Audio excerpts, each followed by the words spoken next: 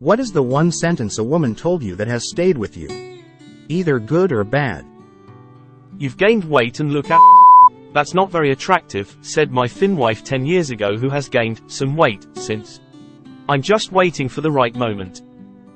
If it weren't for you, I probably would have killed myself a year. A client during the last COVID quarantine. You have such an attractive face and a hot voice. If you just lose weight, you'd be a catch. You have the heart of a. I can just picture digging it out of your chest. A woman said this to me over dinner when I confronted her about lying to me about her marital status. You are more attractive than you seem to realize. It was a very nice thing to hear coming out of the dumps of a divorce.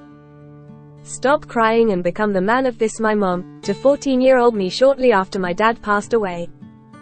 Doesn't matter who is she with, it matters who she's thinking about.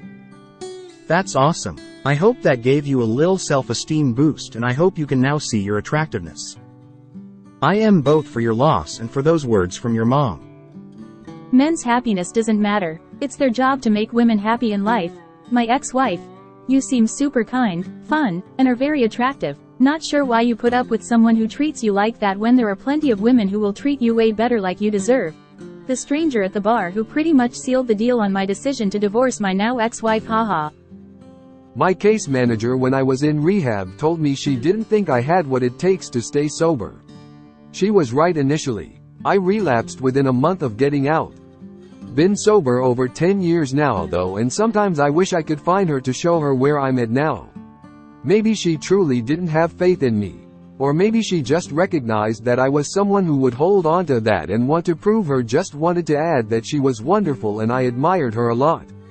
In retrospect, I feel like her statement was somewhere between cautionary and pleading with me to get my act together. I don't think it was meant to be damaging and I have no hard feelings about it. Clarice, if you're out there, thank you for everything you did for me in MN in 2011-12. I'm glad you got out of that relationship if she thinks like that. Your happiness matters. It's okay, you can cry, is what my girlfriend told me when I tried to keep it together when I told her my best friend had committed suicide. Broke down in her arms. Cried for a good 40 minutes.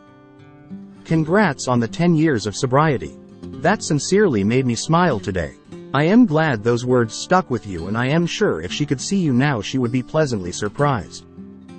You're a very attentive. I lost my virginity to this woman, and she was surprised how much I like to use my hands. I put in the effort, so I was happy to get the validation. I am so sorry for your loss. My condolences. It is absolutely okay to. I hope you're still with your girlfriend. Thanks. I learned that I prefer being single now and have never been happier in life. Grin. We are engaged now. It happens last November. We had already been together for 4 years. Never cried in front of her. I still cry sometimes, but I'm not scared to go to her. Yup, 100%. I can't tell you how many girls I've seen on dating apps where I'm like, she actually has a great profile and seems interesting, but I'm not attracted to her. And 95% of the time the lack of attraction stems from them being overweight. I never say anything about it. Just swipe left. But sometimes I wonder, if I was overweight, if getting some gentle comments like that might do more to motivate me to change than anything else. I think I'm done. Ain't worth fighting for someone who can't even decide if they want to be with you or not. Years gone, a mortgage, and pets. You think you know.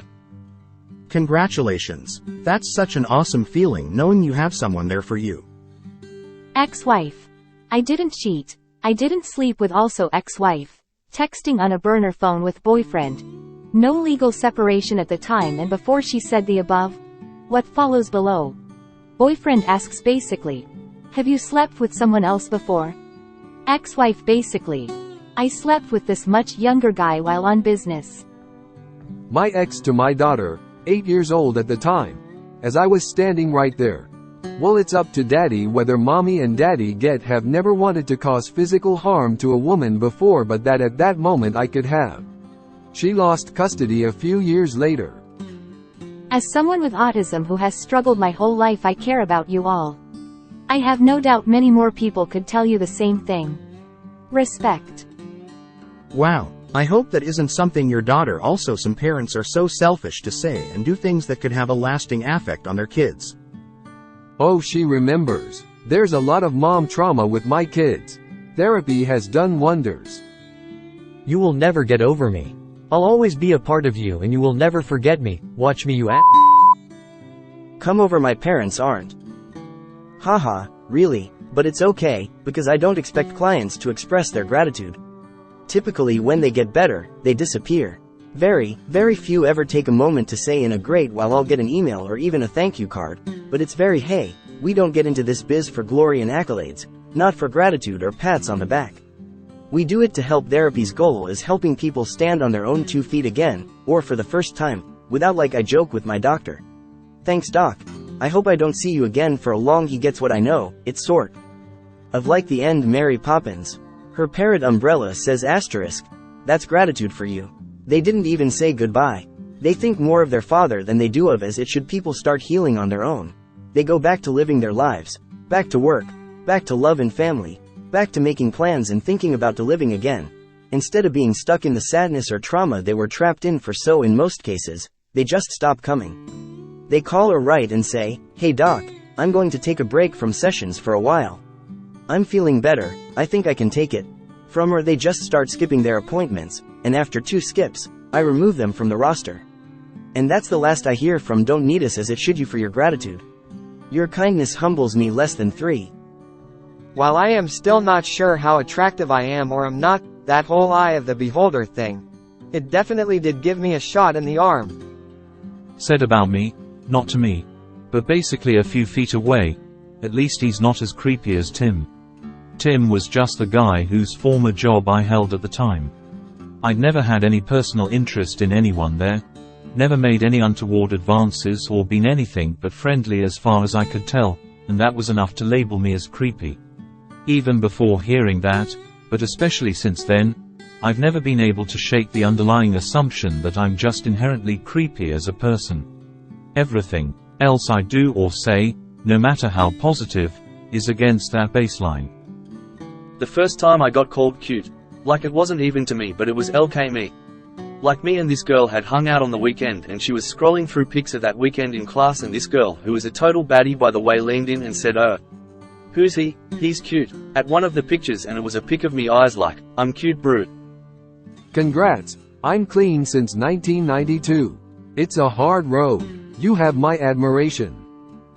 And you have mine. 30 years is incredible. I'm going to swallow because you deserve. Favorite one was, I like you hair, while rubbing my chest hair. Was always really self-conscious about it as a teenager. At the pool I had more hair than all the grown men. Worst. You're not a real man. A real man is like a guy the first dated who was 6-something from the army. From my mother-in-law, in front of her family as I was meeting some of them for the first, you're a good father, my wife. It's my most important job and mission in my life. To hear that means the world to me. I don't like you, and we'll never be friends. My first crush when I was 7 years old. Joke's on her, we became friends in 5th grade, then went to different middle schools and never saw or contacted each other ever again. Don't you ever call me a or a while your pants are on.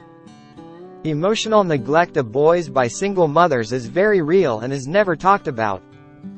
My principal in high school, you will never amount to anything in this world if you don't change your destructive ways.